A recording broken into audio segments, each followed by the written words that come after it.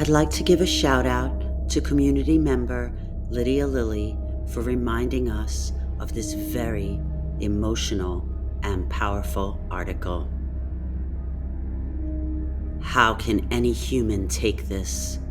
By Steve Dunleavy, published June 27, 1999. On Sunday, July 31st, 1977, Post reporter Steve Dunleavy kept a tense vigil at Kings County Hospital with the parents of Son of Sam's last two victims, Brooklyn 20-year-olds Stacy Moskowitz and Robert Violante. For 13 and a half hours, Dunleavy stayed with Jerry and Nasa Moskowitz and Pat and Teresa Violante as they prayed together, talked about God, and swore at the unknown .44 caliber madman who had stalked and shot their children. On August 1st, the Post published Dunleavy's exclusive report on those torturous hours of shared pain and shared courage. The following is an edited version of that report. 4 a.m. Sunday. The Clarkson Avenue entrance to Kings County Hospital, Jerry Moskowitz, a short, stocky ice cream salesman, lumbers through an explosion of flashbulbs into the emergency room. His eyes are staring and his face contorted with pain. Behind him, almost running, is his wife Nisa, her hair pulled back, her lips ashen and tight, leading their youngest daughter, Ricky, 16. He speaks. What did they do to my little girl? It's a shooting? Who was it? Was it that nut? Nisa speaks. There's got to be a doctor. Where's the doctor? Somebody tell us something. My baby. Where did she get shot? 4:45. A physician, Dr. S.J. Shahib, addresses Moskowitz's politely but with painful candor about the girl who had been shot 2 hours earlier. She is conscious. We are worried about the extent of the damage to the brain. There are 2 bullets. We are doing everything we can. The wound is critical. 4:50. Pat Violante, a slight, distinguished-looking man, walks uncertainly down the hallway to the waiting room, his wife Teresa leaning heavily on his arm. They see the Moskowitzes and seem too shy to approach them. Moskowitz puts out his hand, grabs both of them warmly. I'm the father of the girl, Stacy. Oh, Jesus, they embrace. Nisa speaks. You have such a beautiful boy, beautiful hair and eyes. I was so proud when I saw the both of them leave tonight. A beautiful couple. A doctor approaches. They are conscious, he says, and they are both reacting with life signs. Hopes rise. 5 a.m. An unrecognizable form, with head shaven and covered with blood-soaked sheets, is hastily whisked past Violante. That's my boy. Look at him. Oh my God. Look what he did to him. He is told it is not his boy. He doesn't believe it. A nurse saunters casually by with a blood-stained brassiere. Nasa Moskowitz's face stiffens. That's Stacy's bra. Look at it. God, no, the blood. 5:30 a.m. Pat Violante is winning his battle with tears. He doesn't want to cry in front of his wife. I raised my children to be good. I've always tried to live the right way. I'm in the auxiliary police. I'm on the block association. My boy doesn't smoke pot. How can this happen? Jerry Moskowitz turns to me. You know, 8 years ago we lost a little 10-year-old girl. She died. I don't think we could survive this. My wife, how can any human take this? 6 a.m. Ricky Moskowitz, 16, tells me, I introduced Robert to Stacy. We were at Beefsteak Charlie's in Brooklyn, and I see a very handsome boy, but he is 20, and I know he is too old for me for a boyfriend. So I push Stacy in front of him and they start talking. They liked each other immediately. They were just right for each other. Tonight was their first date. 6:30 a.m. The strain is showing on Teresa Violante's face. She talks. It must be bad if they're not telling us anything. No news is good news, her husband tells her.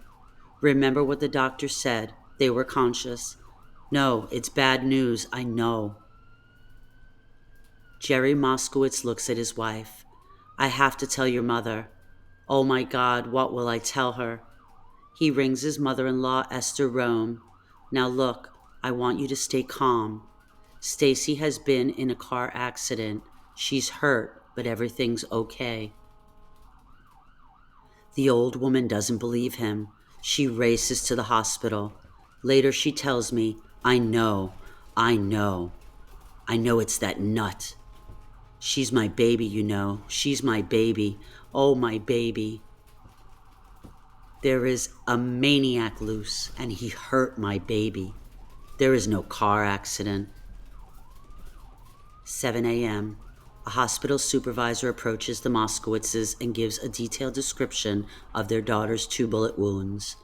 It is the one at the base of the neck we are worried about. Her skull is fractured. Jerry Moskowitz cries out, oh no! Nasa is crying. Pat Violante and Teresa comfort them. The Italian couple holds the hands of the Jewish couple. 1 minute later, Dr. Shahib emerges with news of Robert Violante. One eye seems to have collapsed. The other eye is affected, but we don't know to what extent. Teresa cries out and finally breaks. Pat holds her in his arms tightly. He is losing his battle with tears. This time it's the Moskowitzes comforting the Violantes. 7:30 a.m.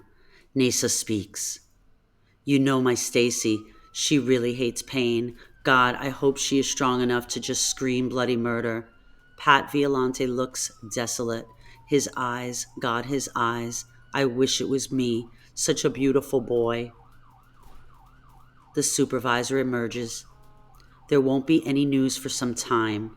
Why don't you go back home, get some rest, then come back?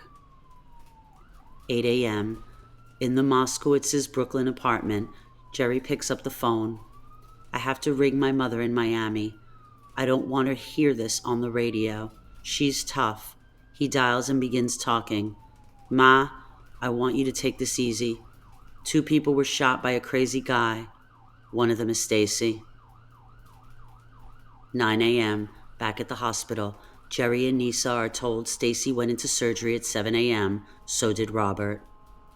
Pat says, you know, with Robert, I told him to stay away from the Bronx or Queens. He says, sure, Dad. So he goes to a movie in Brooklyn, and this. Nisa says, you know, Stacy wasn't scared of this guy because she is blonde. I suppose it is this 44 guy that did it. And this might sound terrible, but I hope it is the guy. Wouldn't it be terrible for other kids if there were 2 of these madmen running around? Noon. Dr. Tariq Sadeghi, a resident in neurosurgery, gives a press briefing in the case of Stacy's injury. The statistics, frankly, for survival are not good. The operation has to remove part of the skull casing without damaging the brain. Teresa and Pat comfort Jerry and Nisa. Their boy is running the same race. 2 p.m. A priest walks by. Nisa asks, Father, I'm not a Catholic, but will you pray for my daughter? We need all the help we can get. He comforts her and assures her he will. 3 p.m. The operation on Robert is over. The doctors say the Violantes can see their son.